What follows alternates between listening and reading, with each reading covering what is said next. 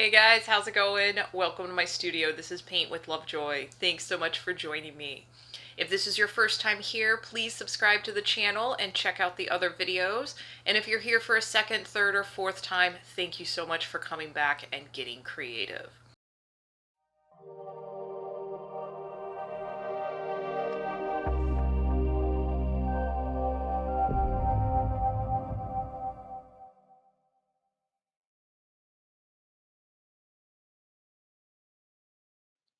All right, guys, another fun day to paint. So grab your supplies, transfer your traceable to your surface, and as always, make sure you take your progress photos.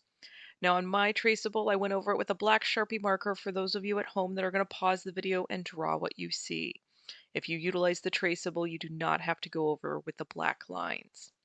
So we're actually going to start with a large flat brush and a super light cream color. So I pulled some of that white aside, adding a little bit of raw sienna and demonstrating a few different brush strokes you can try as you go to apply your paint. And we're going to be doing this in the background pretty much on the whole area, and then we're going to do some wet on wet blending. And if you happen to be on a stretched canvas, I do recommend that you, excuse me, I do recommend that you carry this color around the edges of the canvas.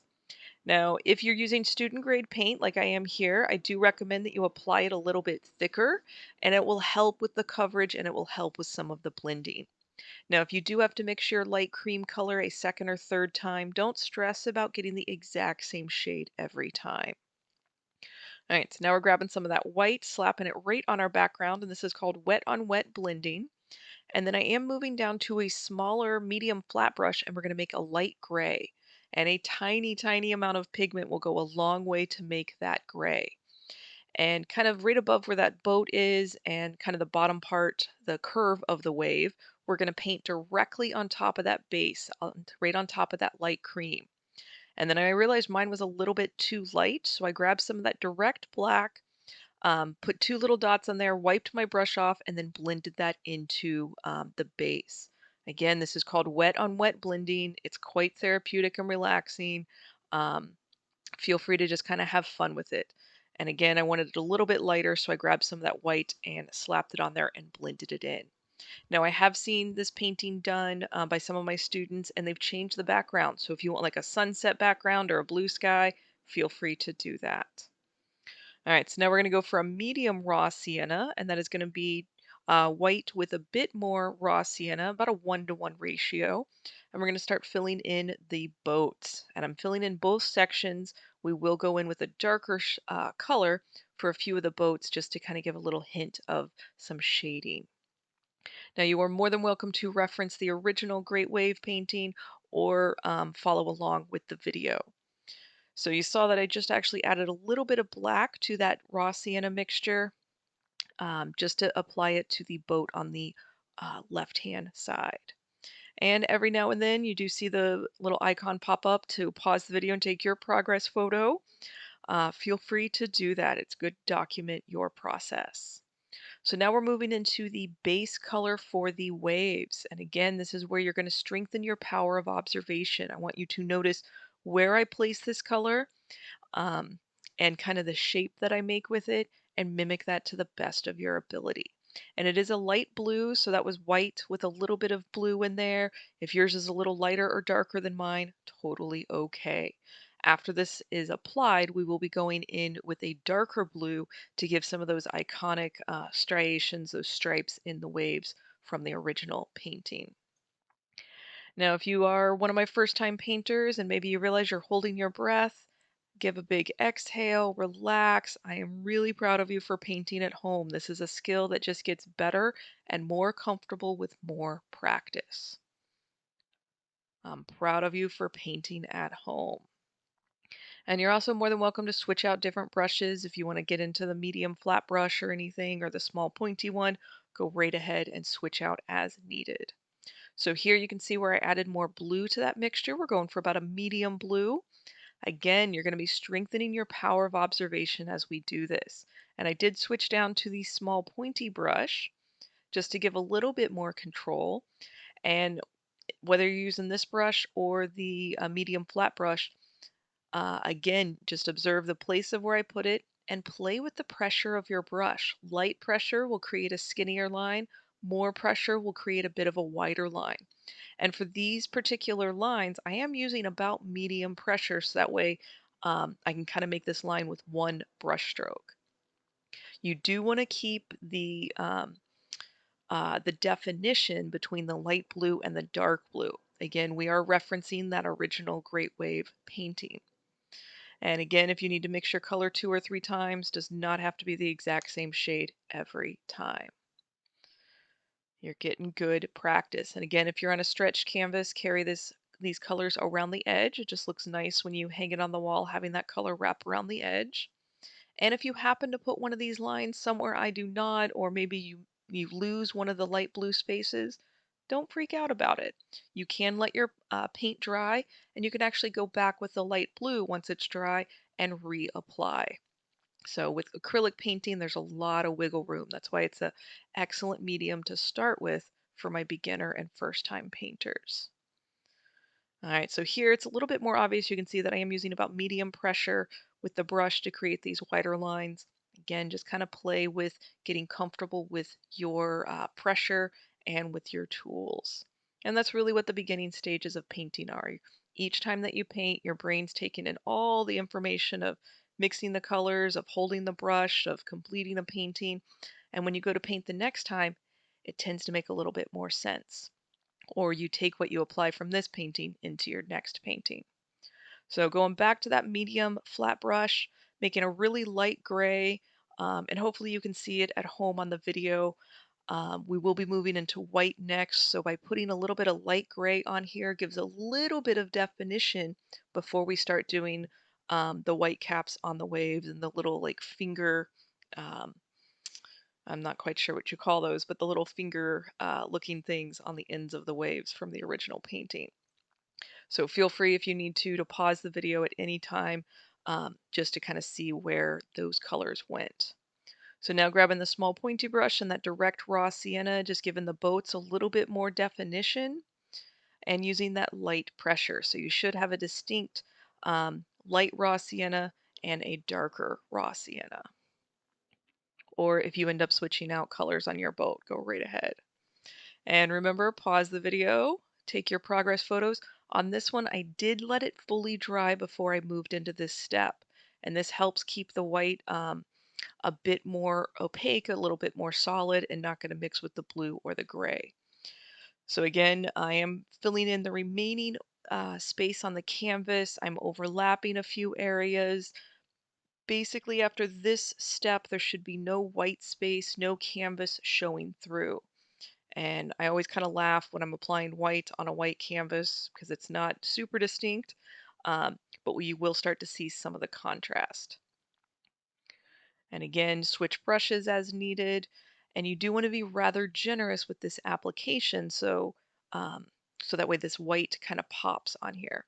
And as I'm using the small pointy brush, I'm almost making little apostrophes, little sideways C shapes, um, maybe like a half circle, anything that you want as you're looking at the ends of the waves. And like I was saying earlier, kind of those little fingers that it looks like it's curling over the wave as it's getting ready to fall back into the ocean. The original painting, the Great Wave painting, um, has this very distinct, and I wanted to make sure that I demonstrated that. So noticed every couple of brush strokes, I am going back and grabbing more white paint. Again, being very generous with the amount of paint going on here.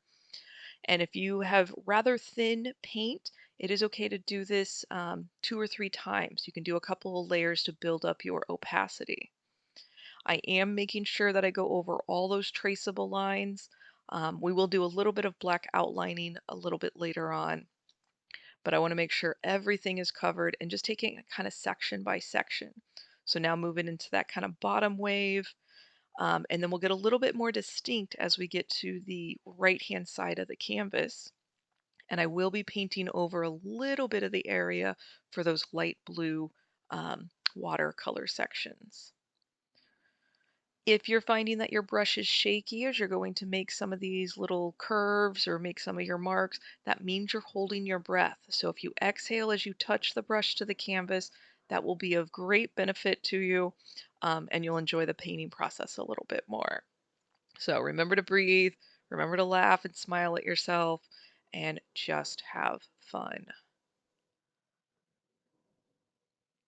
All right, guys are doing a great job. This is coming along nicely, transforming a blank surface into something created by you.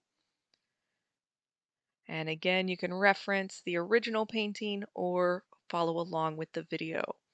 A quick note, there are a few things that I left out of my simplified version compared to the original painting. So if you are inclined, um, look up the Great Wave and add the few things that I did not add into this painting. And again, by doing that, you're just strengthening your power of observation. And that is actually a core art skill. And that's really kind of the point of art is learning to observe your world from a new perspective and appreciate some of the little nuances of life and of art and of yourself. All right, so moving back into, oh, we got that back mountain or wave peak back there. And then we're going to move back into doing some more of those little finger curls on the ends of the wave. And then a few little dots, almost like the little spray, the splatter from the water. And it shows up a little bit more when you do these little dots over the blue compared to the creamy, light cream background. And that's just a little bit of color contrast. The blue's a little darker with the white being very light compared to putting those little dots over the creamy background. Not much contrast. All right, another good place to pause the video, take your progress photo. Again, I recommend letting this dry before you move on to the outline. And you don't have to do the outline if you don't want to.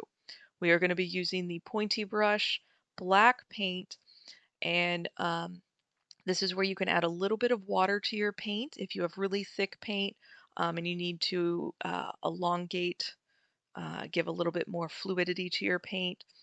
You also want to play with the pressure of your brush as you're doing this. Light pressure is going to keep a bit of a skinnier line.